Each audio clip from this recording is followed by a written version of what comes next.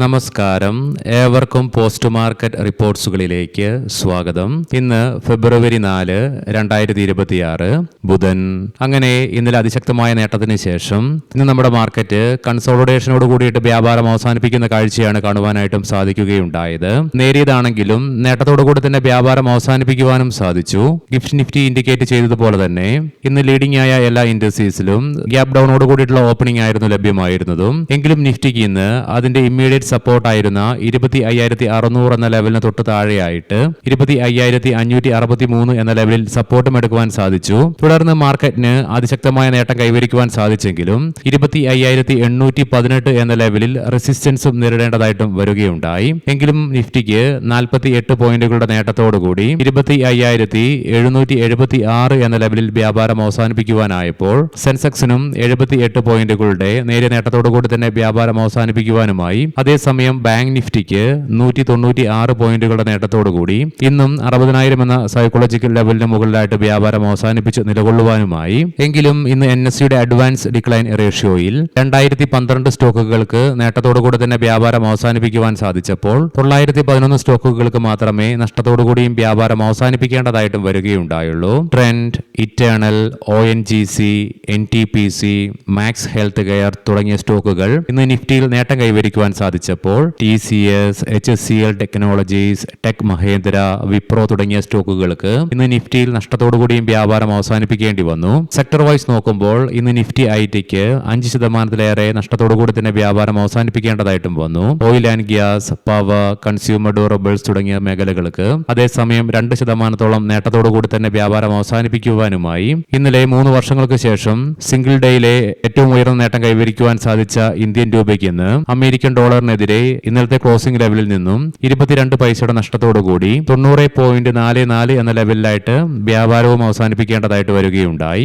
India US trade ഡീലിനെ തുടർന്ന് ഇന്നും Gokaldas Exports, Avanti Feeds, Kitex Garments തുടങ്ങിയ എക്സ്പോർട്ടിംഗ് ഓറിയന്റഡ് ആയിട്ടുള്ള സ്റ്റോക്കുകളിൽ നേട്ടം തുടരുവാനും സാധിച്ചു. കഴിഞ്ഞ വർഷം സിഗാച്ചി ഇൻഡസ്ട്രീസിന്റെ ഫാക്ടറിയിൽ ഉടലെടുത്ത തീപിടുത്തത്തെ തുടർന്ന് 40ഓളം വരുന്ന ജീവനക്കാർ മരണപ്പെട്ടതിനെ തുടർന്ന് സിഇഒയ്ക്ക് ജയിൽവാസം അനുഭവിക്കേണ്ടതായിട്ട് വരികയുണ്ടായി. എന്നാൽ ഇന്ന് കമ്പനിയുടെ സിഇഒയ്ക്ക് ജാമ്യം ലഭിച്ചതിനെ തുടർന്ന് ഇന്ന് സ്റ്റോക്കിൽ 20% അപ്പർ സർക്യൂട്ടും അനുഭവപ്പെടുകയുണ്ടായി. ഇന്ന് നിഫ്റ്റി ITക്ക് 5.87% അഥവാ സിംഗിൾ ഡേ കൊണ്ട് തന്നെ 2266 പോയിന്റ് 10 പോയിന്റുകളുടെ നഷ്ടത്തോടുകൂടി 36,345.65 എന്ന ലെവലിൽ വ്യാപാരം അവസാനിപ്പിക്കേണ്ടതായിട്ട് വന്നു. ഇന്ന് IT സ്റ്റോക്കുകളെ മാത്രമല്ല ഇൻഫോ എഡ്ജ്, ഇക്ലെറക്സ് തുടങ്ങിയ BPO സ്റ്റോക്കുകൾ, അതായത് ബിസിനസ് പ്രോസസ് ഔട്ട്സോഴ്സിംഗ് സ്റ്റോക്കുകൾക്കും 10% ഇടിവ് ഇൻട്രാഡേ ബേസിസിൽ അനുഭവപ്പെടേണ്ടതായിട്ടും വരികയുണ്ടായി. ഇതിലേക്ക് പ്രധാനമായും നയിക്കുകയുണ്ടായത്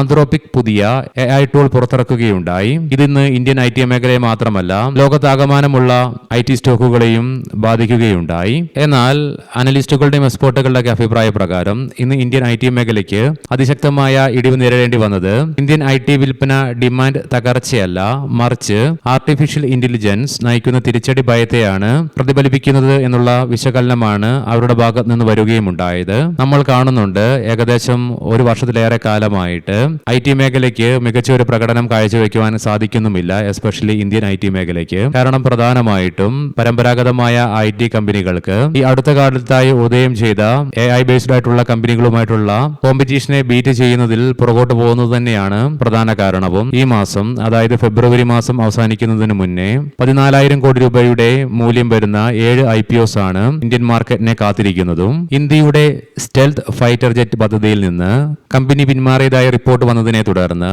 ഇന്ന് HAL സ്റ്റോക്കിൽ 8% ഇടിവ് ഇൻട്രാഡേ ബേസിസിൽ അനുഭവപ്പെടുകയുണ്ടായി. അതേസമയം ഇന്ത്യയുടെ advance multi role combat aircraft programme ഒരു പ്രധാന നാഴികക്കല്ല് പിന്നിടുകയുമുണ്ടായി. Tata advanced systems limited, L&T, Bharat Forge എന്നീ 3 സ്വകാര്യ മേഖലാ സ്ഥാപനങ്ങൾ രാജ്യത്തിന്റെ അടുത്ത തലമുറ യുദ്ധവിമാനം വികസിപ്പിക്കുന്നതിനും നിർമ്മിക്കുന്നതിനുമായി ഷോർട്ട് ലിസ്റ്റ് ചെയ്തതായിട്ടും ഉള്ള റിപ്പോർട്ടുകളും വരുന്നുണ്ട്. ഇനി നമുക്ക് ഇന്ന് നമ്മുടെ മാർക്കറ്റിന് വലിയൊരു നേട്ടം കൈവരിക്കുവാൻ സാധിച്ചില്ലെങ്കിൽ കൂടിയിട്ടും സെൻസെക്സിന് ഇന്നത്തെ ഡേ ലോയിൽ നിന്നും 700-ലേറെ പോയിന്റുകളുടെ നേട്ടത്തോടു കൂടിയും നിഫ്റ്റിക്ക് 25,750 എന്ന ലെവലിന് മുകളിലായിട്ടും നേരിയതാണെങ്കിൽ ആണെങ്കിലും നേട്ടത്തോടുകൂടി തന്നെ വ്യാപാരം അവസാനിപ്പിക്കുവാൻ സഹായിച്ച ഘടകങ്ങൾ എന്തൊക്കെയാണെന്ന് വിശദമായി തന്നെ നമുക്ക് പരിശോധിക്കാം. ഇന്നലെ നമ്മൾ കണ്ടു ഈ വർഷത്തിലെ ഏറ്റവും ഉയർന്ന തുകയ്ക്കും മാത്രമല്ല ഈ മാസം അതായത് ഫെബ്രുവരി മാസത്തെ ഫസ്റ്റ് ബൈയിങ്ങും ഇന്ത്യൻ ക്യാഷ് മാർക്കറ്റിൽ വിദേശ ധനകാര്യ സ്ഥാപനങ്ങൾ നടത്തുകയുണ്ടായി. അതായത്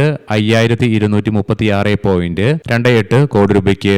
ഇന്ത്യ US ട്രേഡ് ഡീൽ പുറത്തു വന്നതിനെ തുടർന്ന് ഇന്നലെ ഇന്ത്യൻ ക്യാഷ് മാർക്കറ്റിൽ ബൈയിങ് നടത്തുക മാത്രമല്ല വിദേശ ധനകാര്യ സ്ഥാപനങ്ങളുടെ ഷോർട്ട് പൊസിഷൻ വലിയ തോതിൽ അവർ കവറപ്പ് ചെയ്യുകയുമുണ്ടായി. അതുകൊണ്ട് തന്നെ ഇന്നലെ അവരുടെ ഭാഗത്ത് നിന്ന് വന്ന ഹ്യൂജ് ബൈയിങ്ങും ഷോർട്ട് കവറിംഗും കൂടി ആയപ്പോൾ അത് ഇന്ത്യൻ മാർക്കറ്റിന്റെയും നിക്ഷേപകരുടെയും ആത്മവിശ്വാസത്തെ വർദ്ധിപ്പിക്കുവാനും ഇടയാക്കി. അതുകൊണ്ട് തന്നെ ഈ ഒരു ഘടകം തന്നെയാണ് ഇന്ന് നമ്മുടെ മാർക്കറ്റിനെ നേട്ടത്തോടുകൂടി തന്നെ വ്യാപാരം അവസാനിപ്പിക്കുവാനും സഹായിക്കുകയുണ്ടായത്. ഇതിനു പുറമെ തീർച്ചയായിട്ടും ഇന്ത്യയും US തമ്മിലുള്ള ട്രേഡ് ഡീലിന് മുകളിൽ ഉയർന്ന ശുഭാപ്തി വിശ്വാസവും ഇന്നും നമ്മുടെ മാർക്കറ്റിനെ നേട്ടത്തിൽ തുടരുവാൻ സഹായിച്ചു. കൂടാതെ ഇന്നലെ US മാർക്കറ്റിൽ S&P 500നും നാസ്ഡാക്കിനും നഷ്ടത്തോടുകൂടി തന്നെ വ്യാപാരം അവസാനിപ്പിക്കേണ്ടി വന്നെങ്കിലും ഇന്ന് US ഡോ ജോൺസ് ഫ്യൂച്ചർ നേട്ടത്തോടുകൂടി തന്നെ വ്യാപാരത്തിൽ തുടരാനായതിനാലും യൂറോപ്യൻ മാർക്കറ്റ്സുകൾക്കും കൂടാതെ ഇന്ന് ഏഷ്യൻ മാർക്കറ്റ്സിലെ ഒട്ടുമിക്ക മാർക്കറ്റുകൾക്കും നേട്ടത്തോടുകൂടി തന്നെ വ്യാപാരത്തിൽ തുടരുവാൻ സാധിച്ചതിന്റെ ഫലമായിട്ട് ഗ്ലോബൽ ക്യൂസ് പോസിറ്റീവായിട്ട് മാറിയതും നമ്മുടെ മാർക്കറ്റിന് ഗുണകരമായി തന്നെ മാറി. കൂടാതെ ഇന്നലത്തെ പോലെ ഇന്നും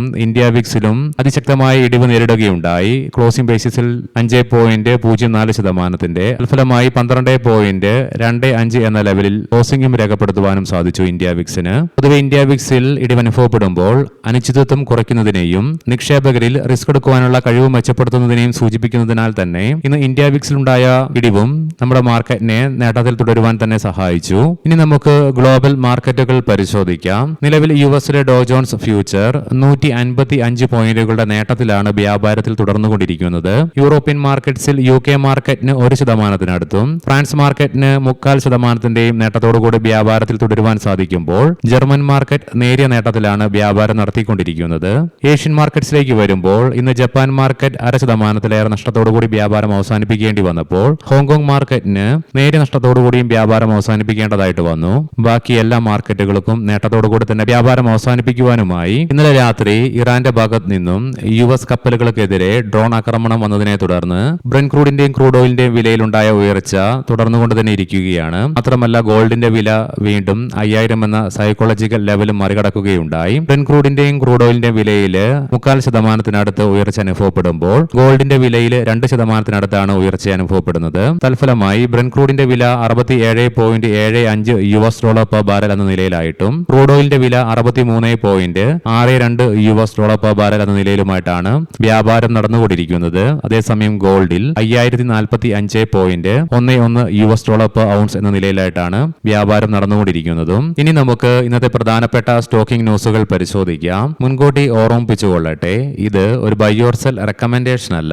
എംസേഫ് ഇക്വിപ്മെന്റ്സ് ഇന്ന് സ്റ്റോക്ക് IPO പ്രൈസിൽ നിന്നും 17% പ്രീമിയത്തിന്റെ നേട്ടത്തോടുകൂടി ലിസ്റ്റ് ചെയ്യപ്പെടുകയുണ്ടായി. അക്രീഷൻ ന്യൂട്രവേദ ഇന്ന് സ്റ്റോക്ക് SME പ്ലാറ്റ്ഫോമിലേക്ക് IPO പ്രൈസിൽ നിന്നും 48% പ്രീമിയത്തിന്റെ നേട്ടത്തോടുകൂടി ലിസ്റ്റ് ചെയ്യപ്പെടുകയുണ്ടായി. കാസ്ട്രോൾ ഇന്ത്യ പറയാൻ പോകുന്ന റിസൾട്ടുകളൊക്കെ Q3 consolidated year on year ബേസിസിലാണ്. കമ്പനിയുടെ റവന്യൂവില് 7% ഉയർച്ച രേഖപ്പെടുത്തിക്കൊണ്ട് 5722 കോടി രൂപ റിപ്പോർട്ട് ചെയ്തപ്പോൾ പ്രോഫിറ്റ് ആഫ്റ്റർ ടാക്സിലും ഉയർച്ച രേഖപ്പെടുത്തിക്കൊണ്ട് 950 കോടി രൂപയായി റിപ്പോർട്ട് ചെയ്യുകയുമുണ്ടായി. BGR എനർജി സിസ്റ്റംസ് 2018-19 സാമ്പത്തിക വർഷവുമായി ബന്ധപ്പെട്ട് കമ്പനിക്ക് 210.14 കോടി രൂപയുടെ GST ഡിമാൻഡ് നോട്ടീസ് ലഭിക്കുകയുണ്ടായി. എന്നാൽ കോടതിയിൽ നടത്തിയ കേസിനെ തുടർന്ന് മദ്രാസ് ഹൈക്കോടതിയുടെ ഭാഗത്ത് നിന്നും ഈ തുക 107.90 കോടി രൂപയായിട്ട് കുറയ്ക്കുകയുമുണ്ടായി. ഭാരത് ഹെവി ഇലക്ട്രിക്കൽസ് ഹിൻഡാൽകോയിൽ നിന്ന് ആദിത്യയുടെ എക്സ്പാൻഷന്റെ സെക്കൻഡ് ഫേസിനായി 1200 മുതൽ 1500 കോടി രൂപ വരെ വിലമതിക്കുന്ന പുതിയ ഓർഡർ കമ്പനിക്ക് ലഭിച്ചു.